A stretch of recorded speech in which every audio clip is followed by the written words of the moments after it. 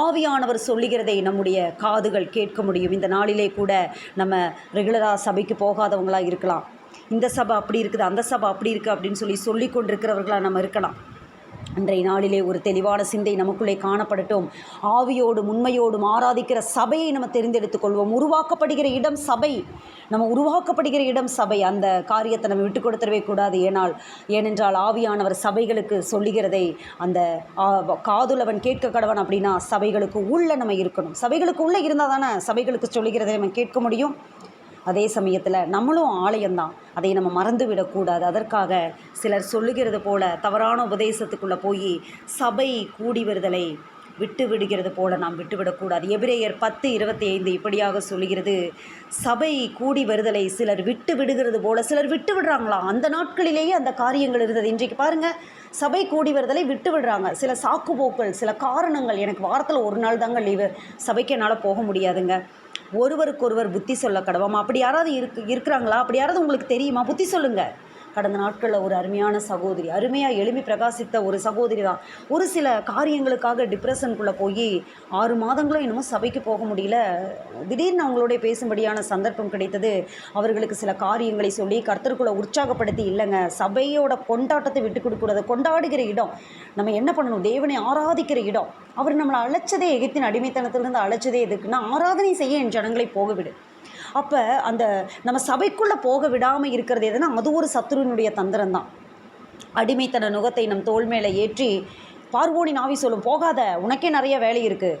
பார்வோன் சொன்ன காரியம் என்ன? இவர்கள் சோம்பலாக இருக்கிறார்கள், அதனால தான் ஆராதனை செய்யணும், எங்கள் தேவனுக்கு நாங்கள் பலியிடணும், போகணும் அப்படின்னு சொல்கிறாங்க அப்படின்னு வேலை பளுவை அதிகமாக கொடுத்தான். அப்படி தான் சில காரியங்கள் நம்ம ஆண்டவருக்காக பிரயாசப்படணும் அப்படின்னு நினைக்கும் போதே சில காரியங்கள் நுகங்கள் நம்ம மேலே வந்து விழுகும். அப்போ நம்ம சொல்லணும், அதையெல்லாம் தாண்டி அதையெல்லாம் தடைகளையெல்லாம் உடைத்து பரலோக ராஜ்யம் பலவந்தம் பண்ணப்படுகிறது. பலவந்தம் பண்ணுகிறவர்களே அதை பிடித்து கொள்கிறார்கள். சில பிரயாசங்களை நம்ம எடுத்து தான் ஆகணும். டக்குன்னு நம்ம கண்ணை மூடணும்னு அப்படியே சபையில் வந்து உட்கார மாட்டோம். அதற்கு சில காரியங்களை செய்யணும். எந்திரிக்கணும், நேரத்தில் எழுமணும், அந்த காரியங்களை செய்யணும், நமக்கு உண்டானதை எடுத்து வைக்கணும். பிள்ளை குட்டிகளை இருக்குதா ரெடி பண்ணணும், பிள்ளைங்களை கைகளை பிடிச்சிட்டு, ஏன்னா நம்ம பழக்க வச்சு ஆகணும் நம்ம பிள்ளைகளுக்கு, சந்ததிகளுக்கு. இன்றைக்கி பாருங்கள், சந்ததிகளை பழக்காததுனால தான் அது ஒரு குடும்பத்துக்குள்ளே போகும்போது அதுவும் அப்படியே படுத்து தூங்கிட்டு இருக்கு. அப்போ நம்ம பழக்கணும், நம்ம கஷ்டப்படணும், பழக்கணும். காலையில் வந்து இன்றைக்கு நான் ஒரு சாட்சியாக கூட இந்த காரியத்தை நான் சொல்கிறேன். என்னுடைய பையன் ஆட்டிசம் சைல்டு, உங்கள் எல்லாருக்குமே தெரியும். அவனுக்கு எப்போவுமே தெரியும், சண்டேலாம் அவனுக்கு நாங்கள் எதுவுமே கொடுக்க மாட்டோம். இத்தனைக்கும் 3 வேளையும் அவன் டேப்லெட் போடணும். காலையிலலாம் அவனுக்கு சாப்பாடு கிடையாது. அவனுக்கு தெரியும் சண்டேனா நம்மளுக்கு கிடைக்காது அப்படின்னு அவனுக்கு நல்லா தெரியும். அவனுக்கும் அது ஒரு பெரிய இஷ்யூவே கிடையாது. அப்போ மட்டும் கிடையாது, சில ஃபாஸ்டிங்கில், சில நான் ப்ரேயர் நடத்திட்டு இருக்கும்போது, நான் ஃபாஸ்டிங்னா அவனும் ஃபாஸ்டிங் தான். இன்னும் சொல்லப்போனால் நீங்கள் சிரிப்பீங்க, அதிகாலை 4:30 மணிக்கு நான் எந்திரிக்கும் போது அவனும் தலையில் ஒரு முக்காடு போடுறதுக்கு கேட்பான். அவனுக்கு தெரியாது இல்லையா, நம்மளை இமிட்டேட் பண்ணுவாங்க நம்ம குழந்தைங்க, அதுதான் நம்மளை பார்ப்பாங்க. அவன் ஒரு குழந்தையை போல் இருக்கிறதுனால அவனும் ஒரு சால் எடுத்து தலையில் போட்டுட்டு உட்காந்துக்குவான் 4:30 மணிக்கு என் பக்கத்தில். சில அவனுக்கு தெரிஞ்ச மாதிரி அவன் பாட்டு பாடிட்டு அவன் பக்கத்தில் உட்காந்துக்குவான். அப்போ என்னென்னா, நம்ம பழக்காததுனால தான் அடுத்த சந்ததி ஜென்ரேஷன் அவங்க வந்து வளராமல் இருக்கிறாங்க. ஆண்டுக்குள்ளே நம்ம பழக்கணும். சபைக்கு போகிறதுக்கு சில பிரயாசங்கள், முயற்சிகள், காரியங்கள், அதற்காக இதை நான் சொல்கிறேன். அப்போ நம்ம பழக்க வைக்கலைன்னா அவங்க ஒன்றுமே பண்ண முடியாது. அவங்க அப்படி தான் இருப்பாங்க. தேவ பக்தியுள்ள சந்ததியை உருவாக்க வேண்டும். சபை கூடி வருதலை நம்ம பழக்கணும். அடுத்த தலைமுறைக்கு நம்ம கடத்தணும். ஆபிரகாம் கடத்தினான். ஆபிரகாம் ஈசாக்குக்கு சொல்லிக் கொடுத்தான். சும்மாலாம் ஆண்டவர் வந்து சொல்லலை, இந்த இடத்துல நீ பலியிட்டு, நீ அங்கே போ, மலை மேலே ஏறு, பிரயாசங்கள், நீ ஆண்டவர் ஆராதனை செய்யணும் அப்படின்னு சொன்னால் நீ போகணும்ப்பா, நீ எந்திரிக்கணும். சிலர் சபை தூரமாக இருக்கும், பஸ்ஸு பிடிக்கணும், ஏறணும், பிள்ளைங்களை கரங்களை பிடிச்சிக்கணும், ரெடி பண்ணிக்கணும், போகணும். கஷ்டம்தான், கஷ்டமாக இருக்கும்தான், பிரயாசப்படணும். பிரயாசங்கள், அந்த பிரயாசங்கள் ஆண்டவருக்காக அன்புள்ள பிரயாசங்கள், மறந்துவிட தேவன் அநீதியுள்ளவர்களை சில காரியங்கள் பலவந்தம் பண்ணி பிடித்து கொள்ளணும். அன்றைக்கு அந்த பெரும்பாடுள்ள ஸ்திரீ வீட்டில் உட்காந்துருந்தானா அவளுக்கு அங்கே சுகம் வந்திருக்காது. யூத கலாச்சாரத்திலே அநேக காரியங்கள் உண்டு. அவள் போய் அந்த எவீர்வின் வீட்டுக்கு போகிற வழியிலே வஸ்திரத்தை அவள் பிடிக்கிறாள். நம்ம சில காரியங்களை பிடிச்சு கொள்ளணும். பலவந்தம், அதுவும் இன்று கடைசி நாட்களிலே உண்மையாய் சத்தியத்தை சத்தியமாய் சொல்லக்கூடிய சபைகளுக்கு நம்ம போக வேண்டியது அவசியம். நம்ம ஆத்துமா ஈடேற சபைகளுக்குள்ளே நம்ம இருக்க வேண்டியது அவசியம். ஏன் சபை கூடி வருதலை விட்டுவிடக்கூடாது?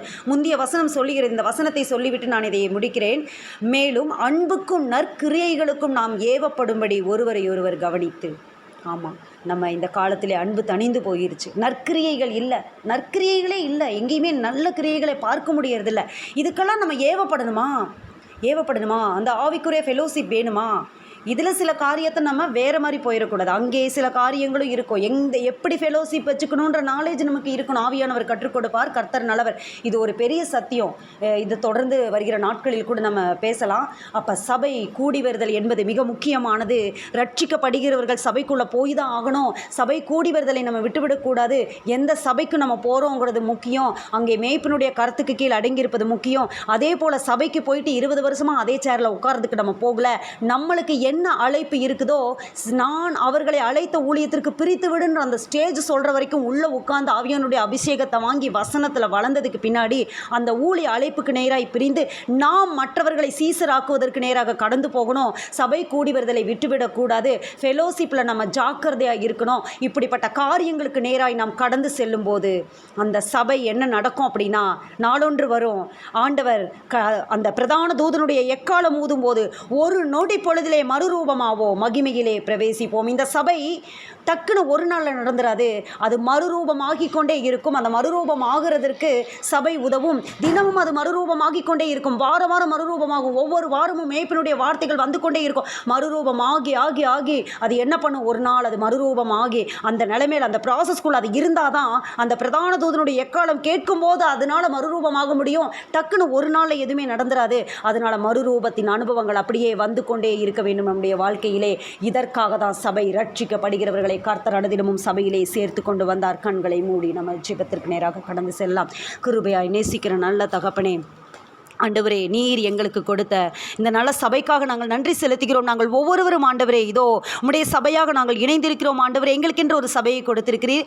எங்களை உம்முடைய ஆலயமாக வைத்திருக்கிறீர். ஆண்டவரே, ரட்சிக்கப்படுகிறவர்களை கர்த்தர் அனுதினமும் சபையிலே சேர்த்து கொண்டு வந்தார் என்ற இந்த வார்த்தையின்படி ஆண்டவரே, நீர் எங்களை நடத்தி எங்களை பாதுகாத்துக் கொள்வீராக. நாங்கள் சபை கூடி வருதலை அற்பமாய் எண்ணாதபடி விட்டுவிடாதபடி எங்களை நீர் காத்து நடத்துவீராக. எங்களை தாழ்த்துகிறோம் ஆண்டவரே, உம்முடைய கரத்திலே நாங்கள் அர்ப்பணிக்கிறோம். தொடர்ந்து நடத்துங்க, பொறுப்பு எடுத்துக் கொள்ளுங்க ஆண்டவரின் இணைப்பில் வந்த ஒவ்வொருவரையும் ஆசீர்வதித்து காத்துக்கொள்ளுங்க. கிருபையின் கரம் ஒத்தாசையின் கரம் கூட இருந்து வழி நடத்தட்டும்.